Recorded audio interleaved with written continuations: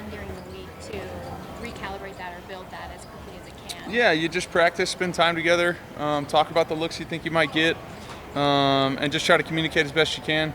I think the more time you get, the better. And that's kind of that's the way it's always been. I feel like, that's kind of the best I can explain it. But the more time you can get, the more time you can spend together, the better. When someone hasn't played football for a while, though, with Jonah with the injury, and I know every center here has been different with you. Like sometimes they've done a huge amount pre-snap, and you've also always done a lot pre-snap as well. But then when a rookie came in, like you're maybe doing a little bit more at first as he gets ready. Does that change at all with a veteran, even though that just because he hasn't been playing football? No, not too much. No, I think we all kind of have our jobs to do. We go out there and try to do them to the best of our ability. I'm always trying to get us into the right play. I'm not 100% every time. There's no question about that. There's plays and looks and things that I want back from every game we played this year. So I'm just doing my best to try to get us in the right looks as they are, and the more reps we can get, the better. Do you have any memories of your only game that you played at New England? Was it 2014? Yeah. Yeah. We came in with I think the number one or top 5 rush defense in the league, and I'm not sure they ran it once.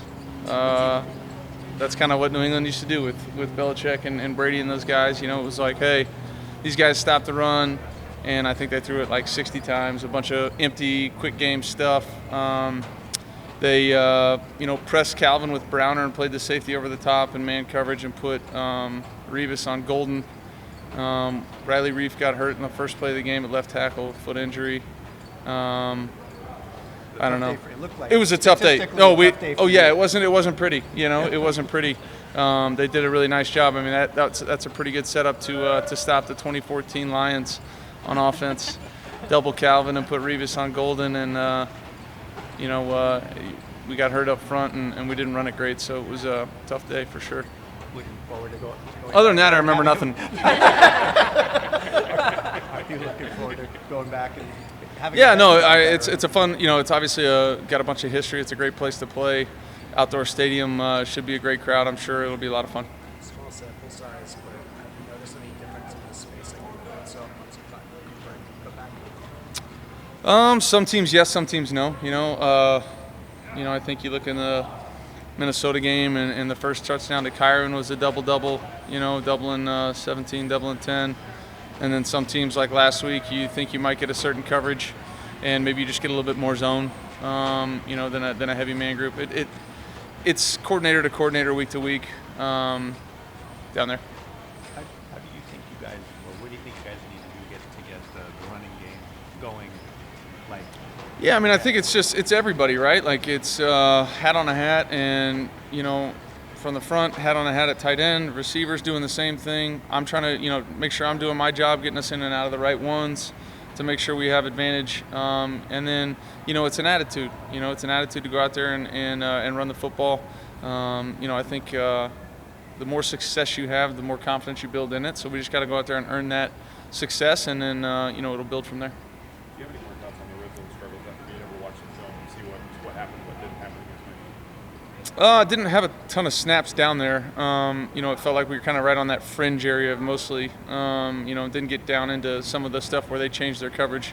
I feel like a lot of teams, or a lot of people, think the 20-yard line is the red zone because that's the way they used to put the line and put the red animation on TV. But a lot of teams don't really change and do much different until the 15, 12, 10-yard line. So didn't have a ton of snaps down there. Had a few. I think it's just execution and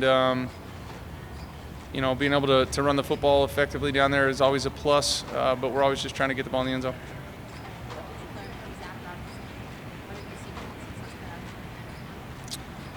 Well, I learned a lot. I was a teammate with him for a while there, and then got to sit in the quarterback room with him for a couple of years, and just really cool to watch his maturation and his success. I would be lying if I told you I've watched a bunch of tape on what Atlanta's doing, but I know that they've had success. They've got good football players. He's a smart coach. He knows how to use those guys and get those guys in position to succeed. I can't say too much else after it other than the fact that I'm always happy that guys that I've worked with or played with or whatever are having success elsewhere. I'm a huge fan of Zach's and know he's a really good coach. line has had a lot of success recently. What about them is similar or different from the fronts that you guys have faced recently? I'll just talk specifically about their front. I feel like they're long, aggressive. I've practiced against this style of a defense there for quite a few years when I was in Detroit. It's not the exact same, but it's that same kind of style where they're stopping the run, transition to pass to a pass rush, two gap in.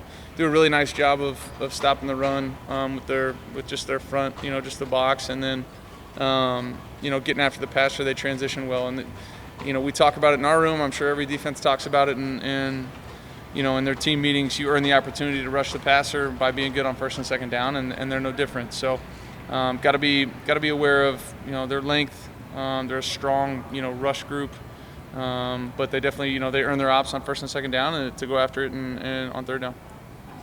Matthew, the slow starts, particularly the scoreless first quarters, has there been a commonality that you found in those? Yeah, I mean, I think anytime you don't score, it's you hate to hear it, but it's lack of executing the plays that we have. Hasn't been a whole bunch of times where we line up and the first quarter of the game we feel like we have no idea what we're doing, or it's just one thing here, one thing there, and that's the way it goes. You gotta execute at a higher level. We know that, feel the sense of urgency to go out there and do that, and that's kind of where our mindset's at for this week. Guys have talked about how difficult it is to do what Stetson's doing right now in terms of working to get better while still limited opportunities on the field. What stands out to you about the way he's approached this season? Yeah, I thought he's done a great job. I think he's developed a routine that works for him, which is important for young guys to do. I see him in the weight room doing his thing, studying, talking with Rags, our QB coach, trying to quiz himself on all the stuff that's going into the game plan, knowing that the likelihood of getting a snap isn't all that high, but he's still preparing like he's got to go play the game, which is what you want from young guys. Thanks. Thank you.